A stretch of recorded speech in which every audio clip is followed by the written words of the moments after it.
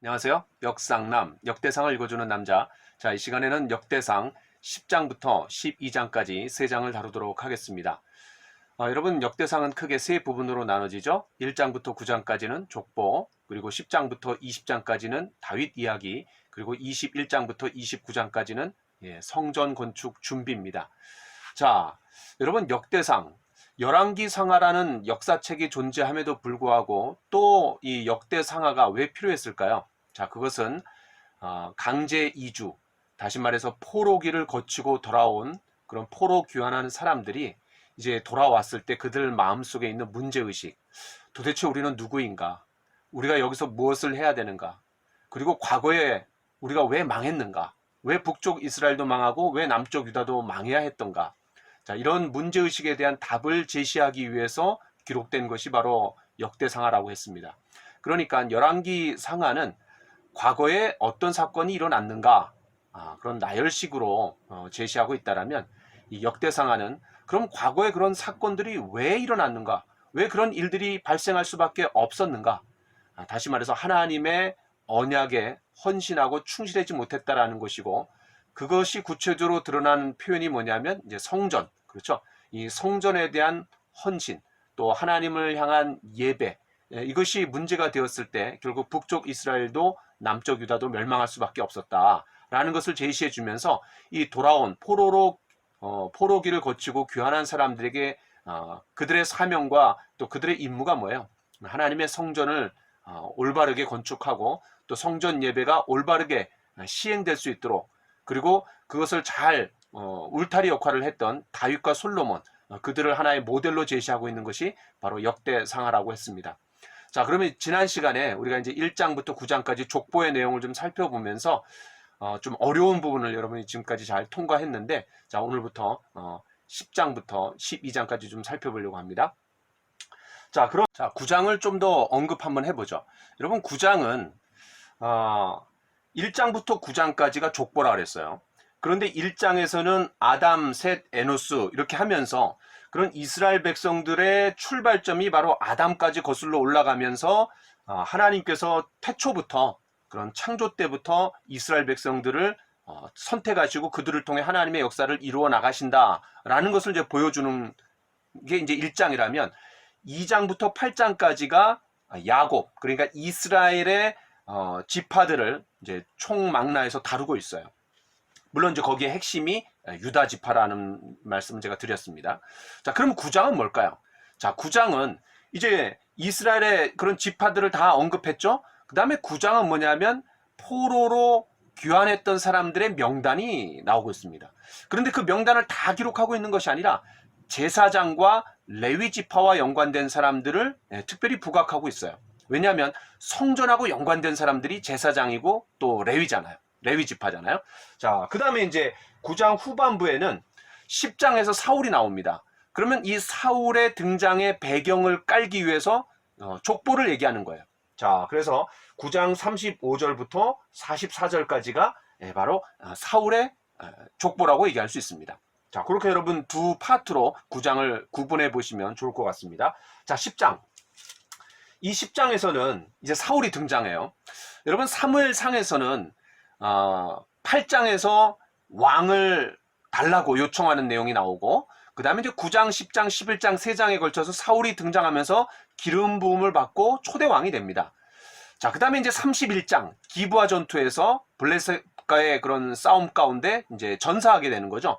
다시 말해서 사울에 대한 이야기가 상당히 길게 전개돼요. 그러나 이 역대상하에서는 누가 가장 중요한 인물이에요? 예, 다윗과 솔로몬입니다. 그 중에서도 다윗이에요. 그러니까 다윗의 배경으로서 그냥 사울이 실패한 왕이다라는 것을 슬쩍 보여주기 위해서 이제 10장에 등장합니다. 어쨌든 9장 35절부터 44절까지는 10장에 등장하는 사울의 배경으로서 족보가 등장했다. 여러분 이렇게 이해하시면 좋을 것 같아요.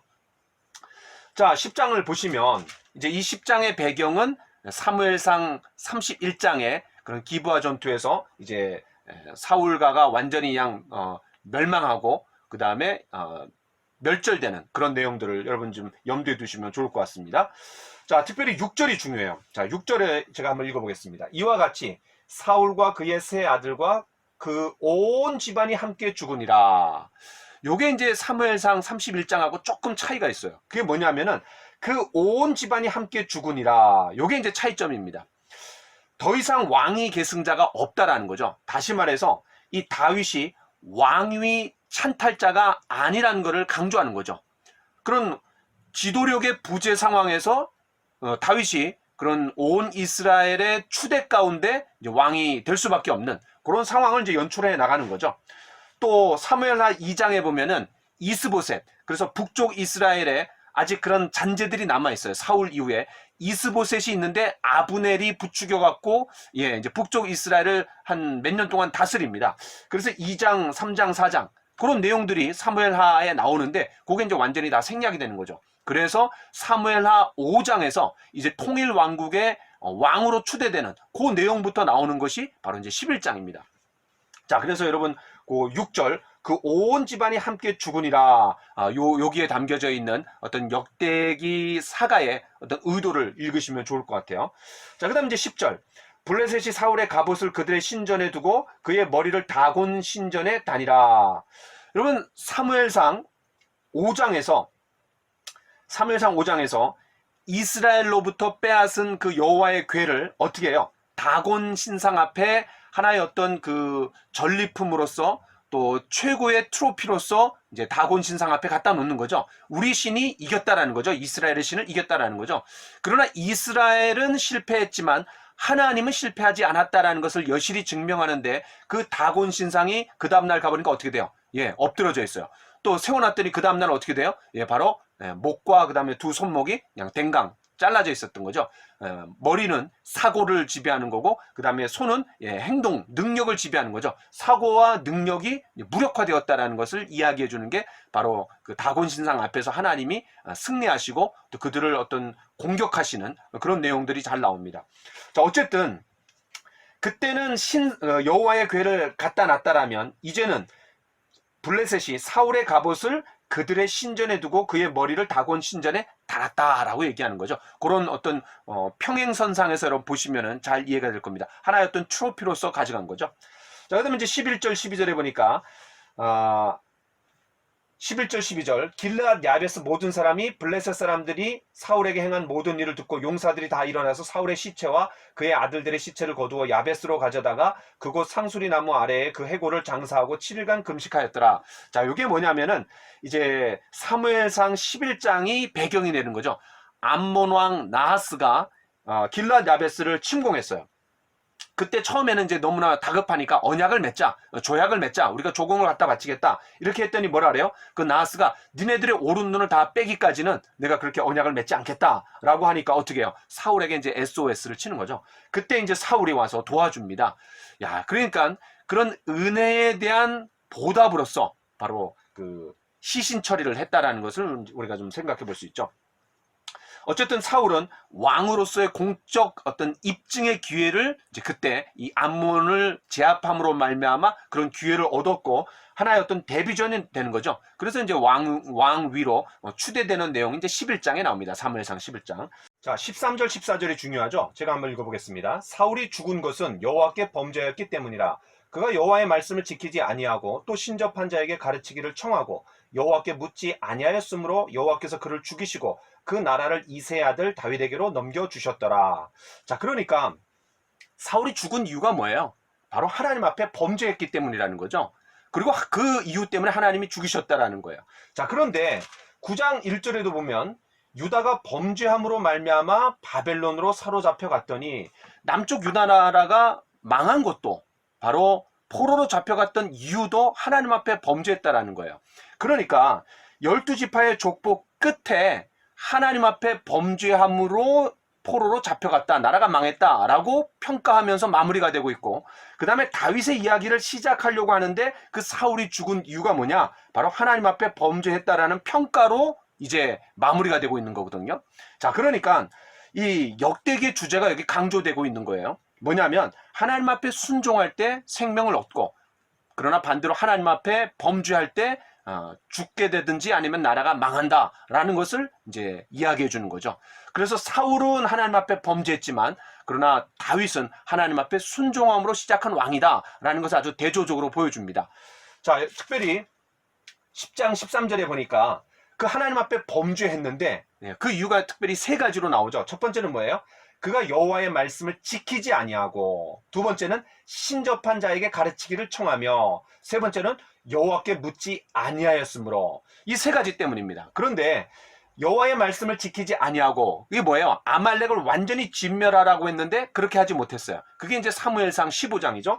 두 번째는 신접한 자에게 가르치기를 청하고, 그 블레셋과의 전투 가운데 굉장히 군급했다 그랬어요. 굉장히 다급했어요. 그때 어떻게 해요? 그런 초자연적인 어떤 도움을 얻기 위해서 누구한테 갑니까? 신접한 자에게 가는 거죠. 그리고 사무엘을 불러 올리라고 하는 거죠. 이게 이제 바로 그 엔돌의 신접한 자, 바로 사무엘상 28장에 나오는 내용입니다. 그 다음에 이제 여호와께 묻지 아니하였으므로, 사무엘상에 보면은 계속해서 어려움 가운데 다윗은 하나님 앞에 물었어요. 올라가리까 말리까, 치리까 말리까, 뒤쫓아가리까 말리까. 다시 말해서 물어봐 왕이라고 얘기할 수 있어요. 반대로 이 사울은 묻지마 왕입니다. 뭐 한 번도 물은 적이 없어요. 오죽하면은 엔돌의 신접한 자를 찾아갔겠어요. 그래서 이 세 가지가 이제 심각한 문제가 되는 거예요. 그럼 반대로 이 다윗은 어떤 왕이냐? 11장 3절에 보니까 그들이 다윗에게 기름을 부어 이스라엘의 왕으로 삼으니 여호와께서 사무엘을 통하여 전하신 말씀대로 되었더라. 그러니까 사울은 하나님의 말씀대로 행하지 아니하였고, 그 다음에 반대로 이 다윗은 사무엘이 말씀한 대로 그대로 되었더라 라고 하면서 하나님 앞에 순종한 왕이다라는 것을 은근히 이제 대조하면서 강조하고 있는 거죠. 자, 그런 내용들을 여러분 좀 보시면 좋을 것 같습니다. 자, 또 하나는 이제 10장을 우리가 마무리하면서 여러분 이 구약 성경에 자살한 사람들이 나와요. 그러니까 5절 6절에 보니까 무기 가진 자가 사울이 죽는 것을 보고 자기도 칼에 엎드러져 죽으니라. 또 4절에 보니까 사울이 자기 칼을 뽑아서 그 위에 엎드러지니라. 그러니까 할례 받지 않은 블레셋에게 이제 치욕스럽게 죽느니 차라리 이제 자살을 한 거죠. 자, 그래서 이제 또 자살한 사람들이 몇 명 나오는데 특별히 사사기 8장에 보면은 기드온의 아들 중에 하나가 이제 아비멜렉이 있어요. 그 아비멜렉이 여인이 던진 돌 때문에 두개골이 깨졌어요. 그래서 죽어가는데 여인에게 죽었다라는 그런 평가를 받지 않기 위해서 이제 병기 든 자에게 어떻게 해요? 자신을 이제 죽이라고 하는 거죠. 어떤 도움을 받아갖고 이제 죽었는데 자살의 유형입니다. 또 하나는 여러분 삼손. 그래서 삼손이 이제 마지막에 신전을 그냥 힘껏 밀으면서 이제 거기서 이제 죽는 거죠. 그러면서 자기가 살았을 때 죽인 자보다 더 많이 죽였다 그랬어요. 여기서 이제 사울과 무기 든 자. 그 다음에 아히도벨이 있죠. 그런 다윗의 측근이었는데 이제 압살롬의 그런 압살롬을 도와주는 사람으로 이제 나중에 이제 붙었어요. 근데 이제 후세의 계략을 압살롬이 취하니까 그 아히도벨이 너무나 실망하면서 그리고 이제 자살하게 되는 거죠. 집에 가갖고. 그 다음에 이제 시므리가 나오는데 시므리는 북쪽 이스라엘의 제3왕조를 일으킨 사람이에요. 그런데 제4왕조를 일으킨 오므리가 권력을 딱 잡으니까는 이제 7일 천하로 끝나면서 왕궁에 불을 질러갖고 이제 자살하게 됩니다. 이렇게 이제 자살하는 사람들이 종종 등장하는 것을 여러분 좀 보시면 좋을 것 같습니다. 상식적으로 이제 제가 말씀을 드린 거예요. 자, 그 다음에 이제 11장입니다. 자, 이 11장은 다윗이 통일 왕국의 왕이 되면서 그 다음에 이제 예루살렘 성을 도읍지로 정하고 거기에 입성하는 내용이 나옵니다. 그리고 이제 후반부에서는 그런 다윗을 도왔던 용사들, 그게 이제 11장 후반부와 그 다음에 12장까지 이제 나오는 이야기가 그 다윗의 용사들이 나와요. 자, 1절부터 3절을 보겠습니다. 통일 왕국에 이제 왕으로 등극하는 거죠. 아주 뭐 절대적인 지지 가운데 왕이 됩니다. 특별히 3절에 보니까 이스라엘의 왕으로 삼으니 여호와께서 사무엘을 통하여 전하신 말씀대로 되었더라. 아까 말씀드렸던 것처럼 10장 13, 14절하고 완전히 대조가 되는 거죠. 자, 그런데 헤브론에 모여갖고 온 이스라엘이 모여갖고 이제 왕으로 추대하는 거예요. 자, 그러면서 11장, 12장 굉장히 이제 긴 내용, 2장을 할애하고 있고 이제 어떤 절로 따지면은 87절이나 할애하고 있어요.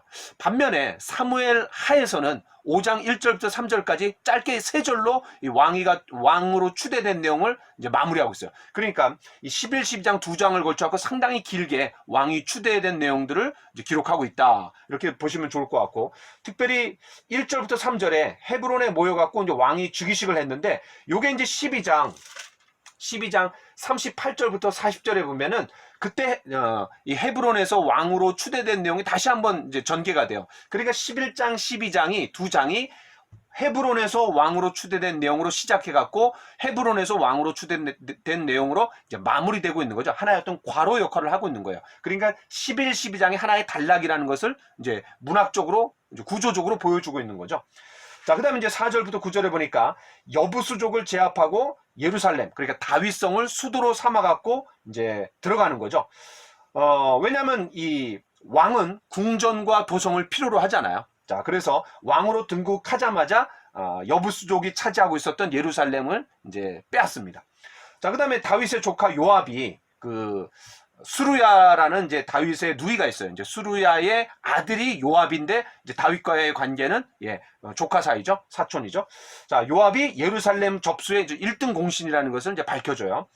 자, 그 다음 이제 10절부터 47절에 보니까 다윗의 용사들의 명단이 나옵니다. 자, 그런데 10절.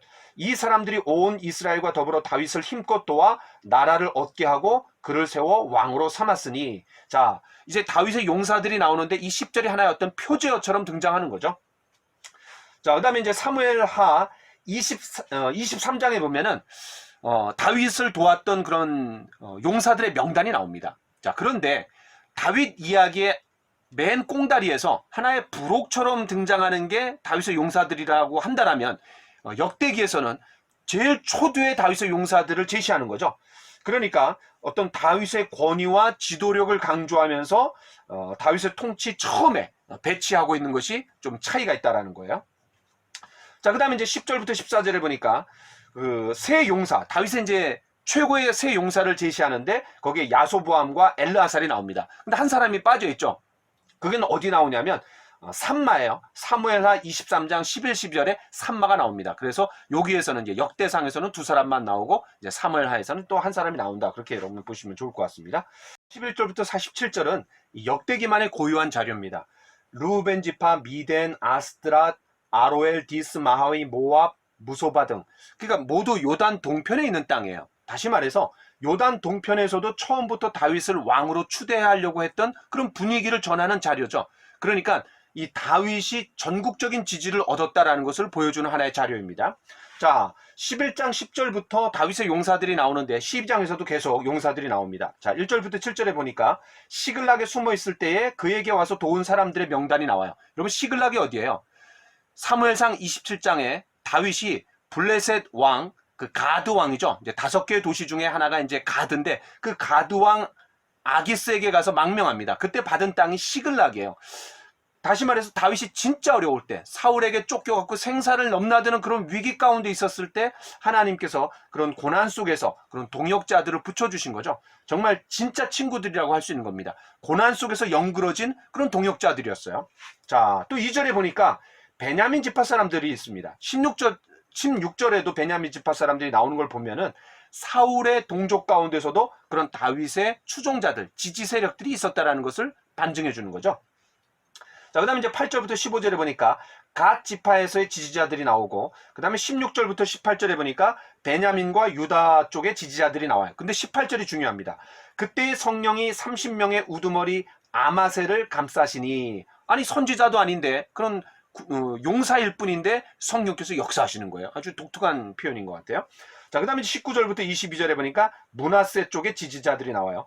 특별히 22절. 그때의 사람이 날마다 다윗에게로 돌아와서 돕고자 하며 아주 폭넓은 지지 세력을 구축하고 있었다라는 거죠. 또 하나는 큰 군대를 이루어서 하나님의 군대와 같았더라. 아주 뭐 강력한 군대라는 거죠. 하나님의 군대를 어떻게 이길 수 있어요? 자, 그런데 이제 11장 9절.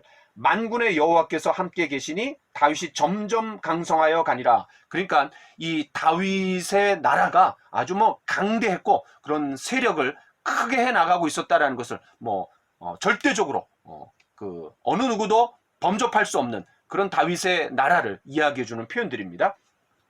자, 23절부터 37절에 보니까 그런 다윗의 대관식을 준비하러 온 12지파의 용사들이 나오는 거죠.